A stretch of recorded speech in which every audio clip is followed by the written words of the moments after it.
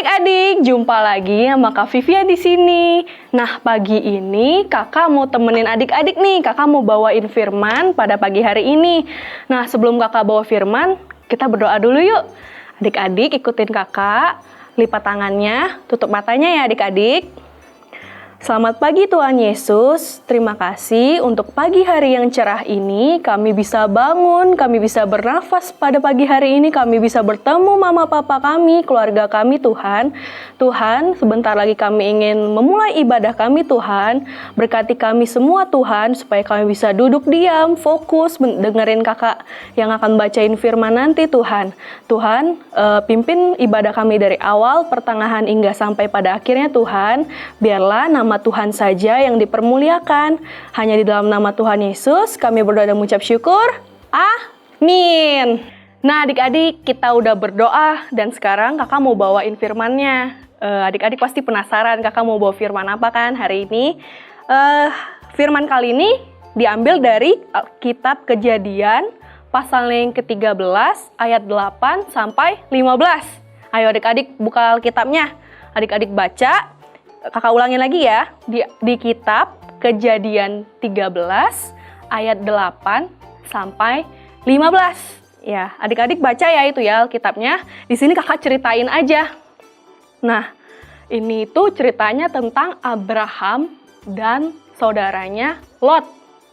Jadi ya, kakak mau ceritain itu Abraham itu sama Lot itu kerabat dekat adik-adik. Nah, karena pada zaman kemarin itu, Abraham dan Lot itu sangat kaya raya adik-adik. Mereka punya banyak perak, punya banyak emas, terus punya banyak binatang-binatang adik-adik, dan juga punya banyak kemah adik-adik. Pada zaman itu ya adik-adik, kekayaan mereka itu sangat banyak adik-adik. Dan sangat luas, sampai-sampai negeri yang mereka tempatin itu tidak cukup adik-adik. Mereka tidak bisa tinggal lagi di negeri itu karena apa adik-adik? Tidak cukup menampungnya. Terus suatu hari gembalanya Lot dan Abraham itu berkelahi adik-adik. Mereka memperebutkan tanah, memperebutkan air, memperebutkan rumput yang ada di negeri itu. Karena apa adik-adik tadi yang kakak bilang? Negerinya udah nggak cukup lagi, jadi mereka saling berebutan, mereka berkelahi adik-adik memperebutkan negeri itu. Ini punya saya, itu punya saya. Mereka memperebutkannya begitu. Terus kakak yakin ya adik-adik itu saling berbagi ya sama orang-orang, nggak boleh saling berebutan ya adik-adik. Terus karena gembalanya berkelahi adik-adik, akhirnya Abraham itu sangat sedih adik-adik.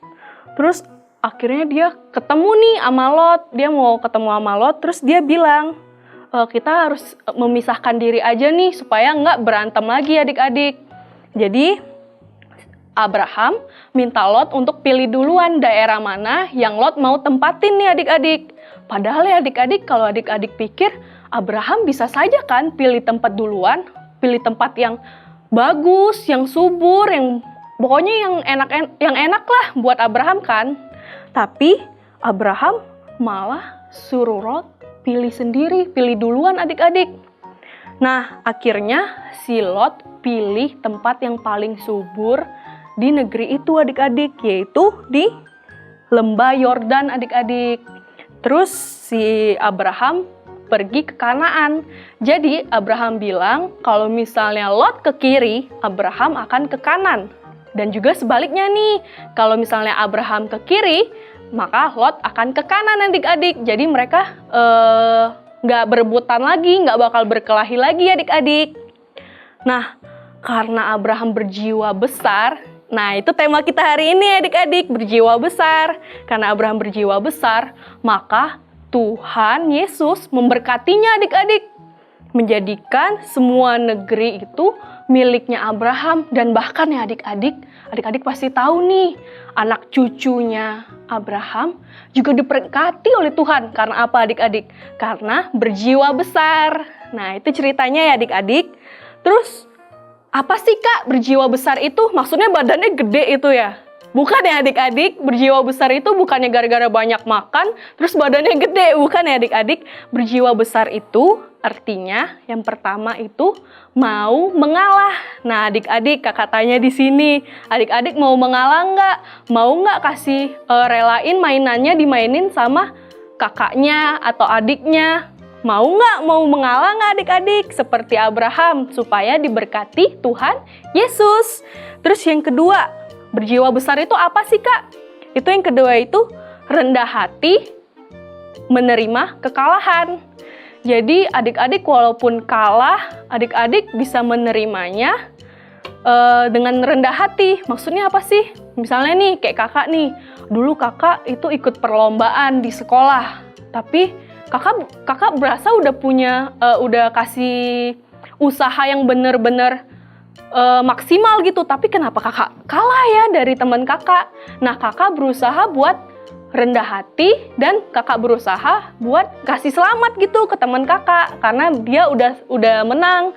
Jadi ya kakak selalu mikir selalu bersyukur aja adik-adik dalam segala keadaan. Walaupun kadang keadaan itu kita nggak suka. Kayak kakak tadi, kakak kalah walaupun kakak udah kasih usaha yang bener-bener maksimal banget adik-adik. Gitu ya adik-adik. Terus kakak yakin banget itu Tuhan Yesus bakal berkatin kakak di keadaan yang lain.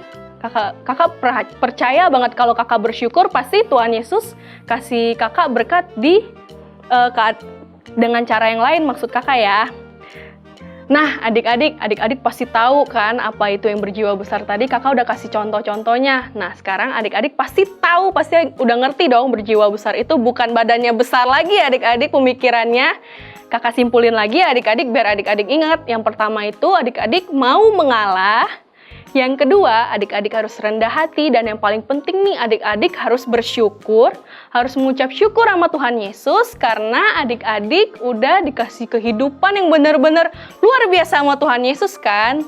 Oke, dan juga adik-adik pasti diberkati dong sama Tuhan Yesus, jadi adik-adik harus selalu bersyukur, oke?